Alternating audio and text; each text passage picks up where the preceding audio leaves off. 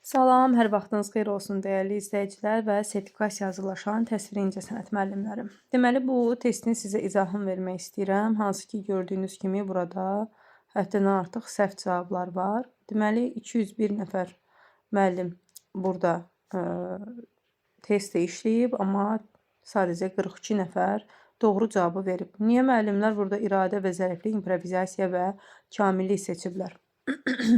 Çünki sual biraz çaşdırıcı formadadır. Əslində çaşdırıcı deyil, çünki 8-9-cu sinifləri biz cümlə-cümlə öyrənməliyik. Baxırıq bizdən sualda nə istəyir. Deyir ki, heykəltaraş Ömər Eldarovun yaradıcılığında obrazların bədii ifadəsində təcəssüm olunan xüsusiyyətlər hansılardır? Baxın, əgər soruşsaydı ki, Ömər Eldarovun yaradıcılığının ən başlıca müşayiət olunan xüsusiyyətləri hansılardır? Səciyyəvi xüsusiyyətlər hansılardır? Onda biz iradə və zəriflik, improvizasiya və kamillik seçəcəyik ki, bu ümumi anlayışda onun əsərlərinin başlıca xüsusiyyəti. Amma bu deyir ki, Ömər Eldarovun yaradıcılığında obrazların bədii ifadəsində təcəssüm olunan xüsusiyyətlər, obrazların bədii ifadəsi.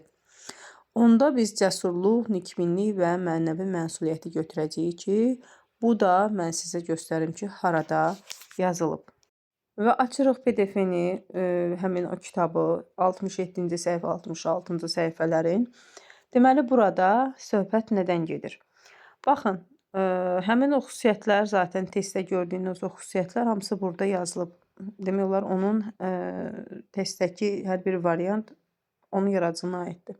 Amma iradə və zəriflik, improvizasiya və kamillik, dərinlik və duymaq bacarığı Ömər Eldarovun yaradıcılığını müşahidə edən başlıca səciyyəvi xüsusiyyətidir. Bu ümumiyyətlə gedir, yəni yaradıcılığının ümumi xüsusiyyətlərindən biridir. Xüsusiyyətidir, belə deyək. Burada cümlə-cümlə öyrənirik. Bizdən soruşur ki, onun xarakterinə, yəni nə soruşdu? Deyir, yəni obrazın bədii ifadəsində təcəssüm olunan xüsusiyyət hansıdır? Hansı ki, burada yazılıb ki, cəsurluq, nikbinlik və mənəvi məsuliyyət sənətkarın yaradıcılığının xüsusən, baxın bu hissə, xüsusən obrazın bədii ifadəsində təcəssüm olunur. Yəni sual bu formadaydı. Ona görə biz bunu bu cür seçirik. Amma baxın, bir də bunu göstərir.